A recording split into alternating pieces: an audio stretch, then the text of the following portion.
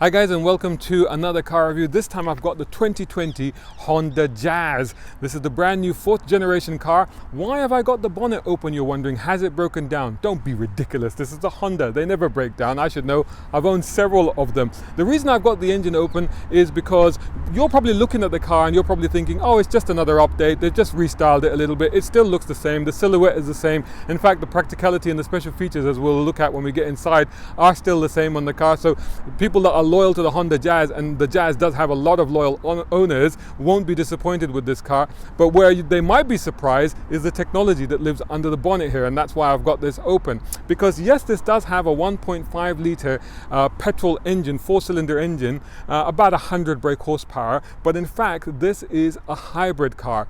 And even the hybrid system is kind of clever. It's different from what you're thinking. It's not an inline hybrid where, you know, they're working in tandem and it's the engine driving the wheels. In fact, it's the electric motor that drives the wheels. So when I got into the car and I saw the automatic gearbox, I thought it was just another CVT. It's not. It's a single ratio gearbox that works with the electric motor.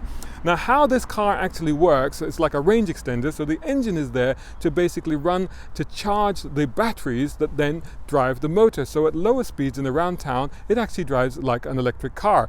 But you will hear the engine because the engine is running to keep the batteries charged. And where it gets even more clever is that at higher speeds, so for example at motorway speeds, there is a clutch that will lock the engine back into the drivetrain, so it will be running on the engine. How does that work with the gearbox? I have no idea. It's some kind of magic voodoo that only Honda knows how it works.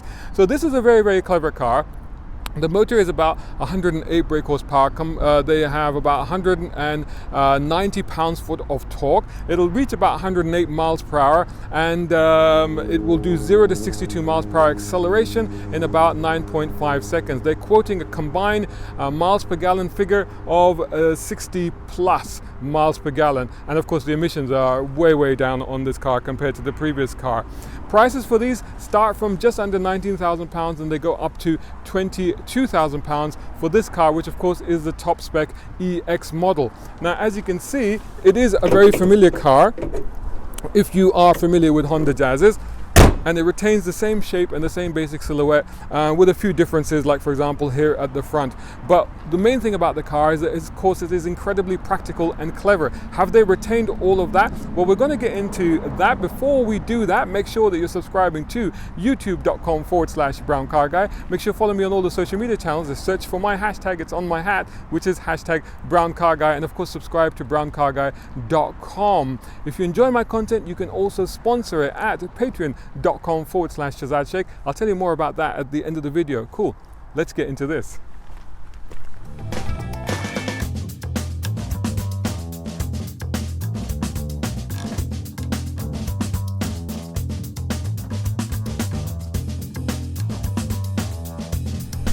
So here we go. This is the Jazz, and it is the HEV. Clever, huh? Also, the badge now gets a blue outline like it did on a Honda E. I wonder if going forward that will just become the Honda badge, since they're going to electrify their entire range. So yeah, anyway, maybe that's just a new badge we're looking at. So under here we open up the boot, and as you can see, it is pretty big still, you know, and it's got a little bit of a lip over here, but maybe not quite as deep as the old car. You'd think it's about 300 liters of space. This is quite a nice rubberized floor, so you can protect your floor with that. Underneath here you get a normal mat, but then you just get this bit that opens up. That's it, nothing else. And under there's quite a deep bin. So there you go, another quite deep bin to store or hide stuff, if you like, in there. That's pretty much all you get back here. You get some hooks and you get a light, and then of course you get the seats that 60/40 split folding, and of course the seats do another funny thing which we're going to check when we get into the rear of the car. And I think if you put the seats down you get about 1200 liters of space, so still pretty spacious and usable if you want to, you know, go shopping at IKEA or something like that. Before I get into the boot, I just want to show you these wheels, because these are alloy wheels, although they have this strange arrangement, but they have this kind of plastic cover on them. So yeah, unusual that. I've not seen an arrangement like that before. Anyway, let's see what the rear space is like. So the first thing I said I would show you is if it still does that magic seat thing that Honda Jazzes are known for, and the answer is yes, it does. So once you do that locks into place. As simple as that, and then you can put tall stuff in there, plants, IKEA stuff, dogs, something, I don't know, whatever, you can put them there. There's actually now tons of room there, and of course the other seat does the same. There you go. So to release it, you just lift that back up again, down it goes, locked into space, no problem at all. Right, so let's get into here. Now, of course, remember that this front seat is set for my driving position. I'm 6'2" with long legs, and I am actually, once I can get the headrest up, I'm in actually quite, oh, it keeps going down, there you go. I'm in actually quite a comfortable situation right now. So this is actually plenty of space. I mean, not only room to spare for my knees, room to spare. Don't even need the soft area there. Don't even need that. There's plenty of room down there. Don't know if you can make it out. It's a bit dark now, but plenty of wiggle room. Can't see a thing, can you? Plenty of wiggle room there for my feet. No issues at all. Back here, you've also got 2 USB points with these slightly flimsy covers on them, but they'll probably come off in time. So that's quite handy to have the USB points. Children like those sort of things to plug in their devices. And of course, you've got Isofix Chelsea anchor points. Got quite nice cloth seats. So even this top spec car has only got like part leather. There's this bit's leather, this bit's leather-ish. I'm not sure if it's actual leather, but leatherish if you like. And this is the cloth part, but it's quite nicely done. And the texture is really nice. It feels really good, so that's quite good. Again, I'm sitting really comfortably. I'm actually quite, and I don't feel claustrophobic. I don't feel, hemmed in any way. I'm actually really comfortable. So this is a small car in which I can say 4, maybe 5 6-footers, certainly 4 6-footers, no problem at all. What's it like in the front? Let's find out.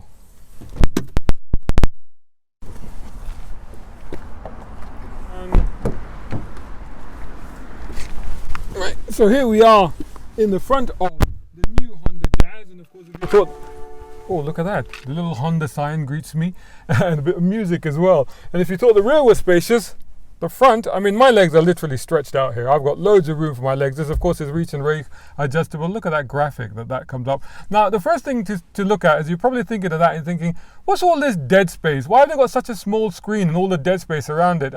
You might think that, but actually that space is used. Watch this, and I press the start button, and you see all the warning lights and everything come up, and then you got these 2 bars that come up Knight Rider style on each side, which actually indicate let me turn down the volume, which actually indicate the battery charge level and the petrol charge level. You see the battery has been charged. I have not plugged it in. You cannot plug this in. This is not plug-in hybrid, and so the engine obviously has been charging the motor. And let me see if I can go back to, there you go. So that's 45 miles per gallon, 357 mile range on a full tank at the moment. That's what it's showing. All the information is there. You can scroll through different things, so A and B, and then you got your home screen, so you can select through all of this sort of stuff. So it shows you the drivetrain, shows you the engine is charging the battery. That's what's happening right now, and all the various things that you can go through all of those. Quite handy. Oh, what's this? And it's got this. There you go, and it shows you how you've been performing as well. So it's really interesting. There's lots of stuff to play with right there, including safety equipment, safety information. Talking about safety, I just want to talk about that first because news literally came out yesterday or today as I'm filming this, and the Euro NCAP, which has toughened up its testing regime, has just awarded this car the full 5-star Euro NCAP safety rating. And one of the reasons is because look at the sheer number. It's got 10 airbags on this thing, including a side airbag that comes up here in the middle to protect, from if you're in the side impact, you don't want to bang your head with your partner or whatever. So that does that. So lots of lane keep assist and collision alert and pedestrian detection, all the rest of it. It's got all of that sort of stuff. Big screen here. It's got this steering wheel reminds me of the Honda E. So that center, round boss in the middle, the 2-spoke, and the controls that it's got, very similar to that. There you go. Now everything is lit up and moving there. Does have heated steering wheel, does have heated seats, full climate control. Down here you've got power supply, so that's your connection, that's your charging. Then of course you've got an outlet there as well, and over here that's just a sign for the passenger airbag. This is that gearbox. It's got a B there. The B is basically to give you extra braking. So you go when you're going downhill or something, so you can use engine braking. Essentially, that's what that is for. Eco mode, if you want to go even more economical. There you go. And of course, you've got electric brake, a brake hold, all the rest of it. Cup holder down here, a little cavity down here, decent sized cubby box there. Not not very wide, but quite deep, so that's handy. Got door pockets, of course, on each side. And look at this, it's got another little glove box there in addition to the main glove box down there, but that's kind of cute. There's another little thing there, and of course you see a little compartment there which is also on this side, and again just somewhere to keep your stuff in, I suppose. This car is extremely well equipped. As you can see, there is the spec level, so you've got SE, SR, EX, and then of course the Cross Star, which is the one that pretending to be an SUV, as I mentioned. And the equipment levels are absolutely phenomenal, and I'm not going to go through all of them, but it's got the magic seats, as they're called. On this ES, you've got smart entry start, so stop the keyless start system and all the rest of it. 9-inch touch screen with a DAB, Apple CarPlay, Android Auto, rear camera. So if I go into the you see the engine, I don't know if you can hear that, but the engine just started up. So although battery showing full anyway, but there you go, it shows you that. And it's got various things there as well. It's got sensors and all the rest of it.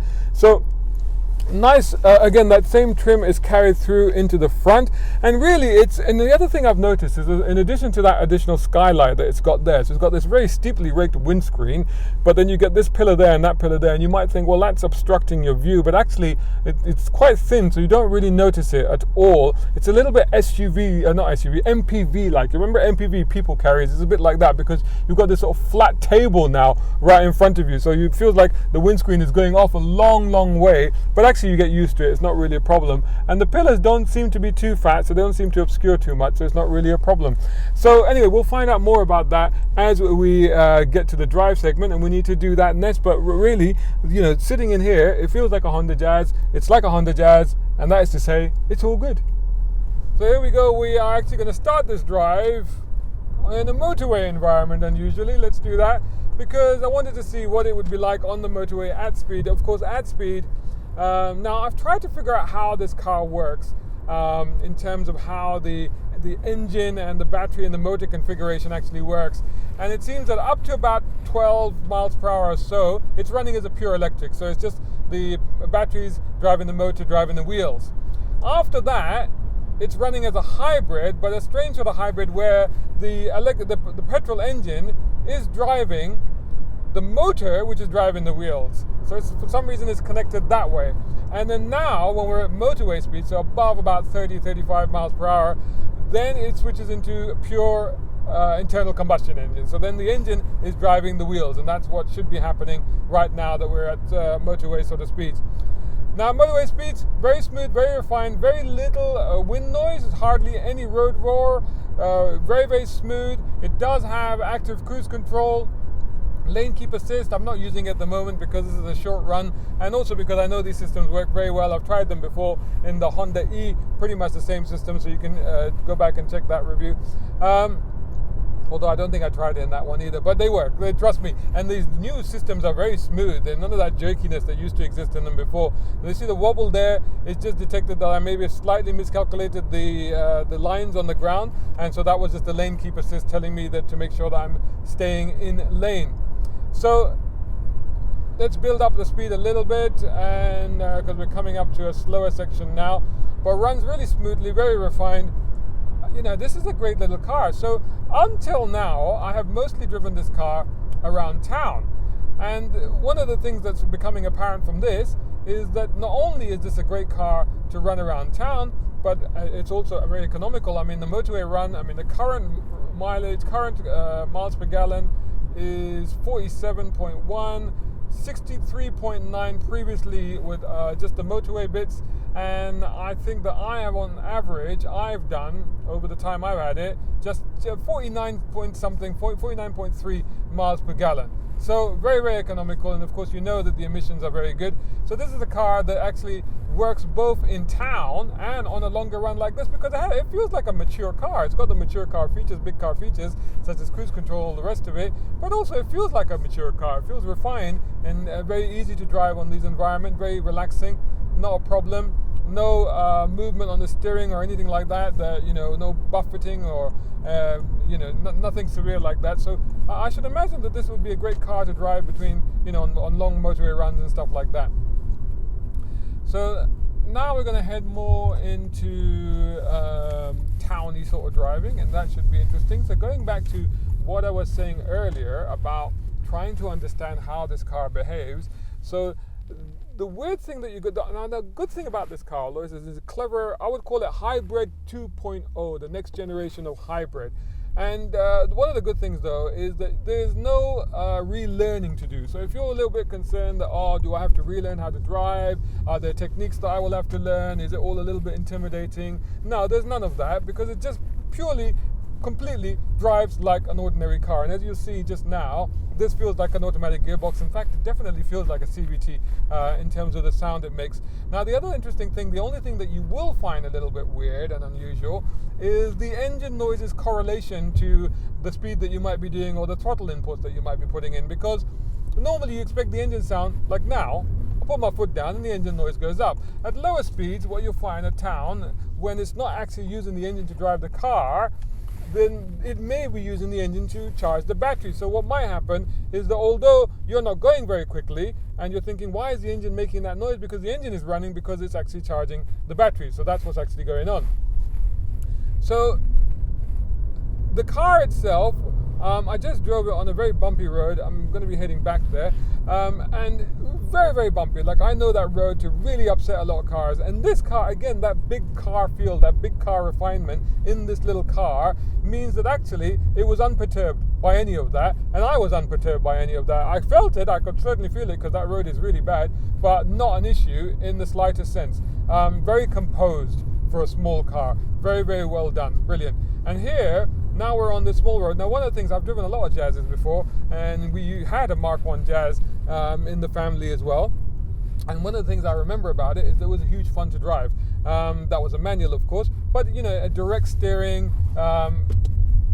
This is B. Yeah, that's interesting. So yeah, just to more engine braking on a downhill. Yeah, a little bit. Anyway, not markedly so. So I'll just leave it in drive, really. No paddles on this car. But yeah, I mean, you know, good poise, decent turning. I wouldn't say that the steering is sports car sharp or anything like that, but it's certainly engaging enough and obedient enough. You know, you get a lot of confidence, a lot of reassurance, and of course the car has got pretty good grip. So yeah, now we're doing sensible speeds, and again, you know, I can see there's a display in front of me which I've turned on, which is showing me how it's working. So at the moment I can see that the motor, so I'm doing just under 30 miles per hour, and I can see that it's the motor that is driving the wheels. The engine has got no participation in what is actually happening at the moment. If I pick up the speed a little bit, then you can see the engine is getting involved as well. When you lift off, you can immediately see the regen action taking place, and the regen is basically the regen braking action that is recharging the battery, which is why, you know, you don't need to plug this in, because it will charge, the battery charges itself as you're on the go, which is why hybrids are so good. None of that faffing around with plugs and cables and all the rest of it. Now, just moving away from the traffic light there, you get a little bit, I would say, like the 0 to 30 miles per hour acceleration. I mean, the 0 to 60 at 9.5 doesn't sound like much, does it really? But the initial acceleration is not bad. But it's not like an electric car acceleration. It's not like you go, whoa, you know, you don't get not like the Honda E, for example, which was genuinely quite surprising when you put your foot down in that one. And again, the 0 to 30 in that is pretty quick. This is not akin to that. But having said that, it's certainly no slouch, and it wouldn't embarrass you at the traffic lights, that's for sure. Now, let's just try out the ride of this car. So I'm turning into a little road here, which is interesting, but also extremely bumpy. And other cars, you know, as I said, have, you know, I get thrown around, and straight away you can see that. Other cars, I get thrown around on this road, and I did this road earlier today, and it's surprising how well this car copes with this road. I mean, this bit here, look at that. I mean, literally, like, you could, that is, it is just absolutely extraordinary. But again, good brakes, good turning. Oh, nice grip. You know, very little understeer. You know, like there's a hint of it, but very little. Surprisingly, yeah, very, very stable. You know, lots of confidence in this car, honestly. I mean, again, this is not, I mean, it doesn't even have a sports mode. There's no sports mode. There's the eco mode, which you don't need, let's be honest. But, you know, doing this sort of stuff, plenty of power, plenty of energy, plenty of engagement, but also plenty of confidence and plenty of reassuring. A little bit of a water splash, there you go. There's the engine making a little bit of a noise. it does, like, at this point, it does sound like a CVT. I have to say, that very much sounds like a CVT to me. But, you know, it's doing what it needs to do. There's even a sense that there's some kind of ratios in there, which, again, doesn't quite make sense to me, because theoretically it doesn't have them. But yet somehow, like see, you can hear a change there. You can hear some kind of a step change that's happened. So it's very, very odd. But anyway, there you go. There is the Honda Jazz. We're going to turn back and drive along that road again to see if I can finish off this review whilst being thrown around in this car. But there you go. There's the acceleration. Not bad. A little bit of kick at the wheel there. The engine is definitely working in this occasion. So whatever, no doubt about the engine's involvement there. But fun little car, actually. I could drive up and down here all day long. This would be quite entertaining. So there you go. There's our review of the Honda Jazz. This is definitely a worthwhile, worthy successor to the previous Jazz and to all the other Jazzes, and very much a car that is deserving of that lineage and that name. I think they've done an excellent job with it, and I think that the incredible thing about it is the new technology that's involved. Of course, all the gadgetry and everything is there. Stereo, this all works really well. The stereo is pretty decent and all that. But it's the technology under the bonnet, which I still maintain that more than electric cars, these clever hybrid systems are the way to go, because they give you the best of both worlds. You know, you can get the low emissions, you can get the fuel economy, you can save the planet, but you don't have to worry about the range anxiety and where you're going to charge them, and, you know, wait minutes and sometimes half an hour or hour to get it charged up and all the rest of it. I just think these are great. So there you go. There's my review of the Honda Jazz. Let me know what you thought of the Honda Jazz in the comments above below. Elsewhere, let me know what you thought of the review. Anything else you want to talk about, it'd be great to hear from you. Make sure that you're subscribing to youtube.com/Brown Car Guy. Make sure that you are following me on all the social media channels. Just search for my hashtag, which is, of course, #Brown Car Guy. And, of course, subscribe to browncarguy.com. If you can, please think about supporting me on patreon.com/Shazad Sheikh for as little as $2 or £2 a month. And you can join such great people as Mohamed Ali Humaid over in the UAE, Partha over in India, find him on parthans.com, Tom Conway-Gordon over here in the UK, and we have Isaac Beauchard in America, find him on bespokeautos.com, and we have Reza Adil here in the UK, find him on Instagram. He is alizarde.cigars, and also Muhammad Qasim, and you'll find him on, if I get this right, wehms.com. If I've got it wrong, it's coming up on the screen below anyway, so it doesn't matter. Those guys are awesome. Maybe you can join that awesome lineup and support me in producing this content if you like it. If not, don't worry. Make sure that you've hit that like button. That's very important. And of course, you are subscribing, aren't you? And of course, try to share to other people and tell everybody to follow the Brown Car Guy. Thanks so much for watching, and I'll catch you all again soon in the next one.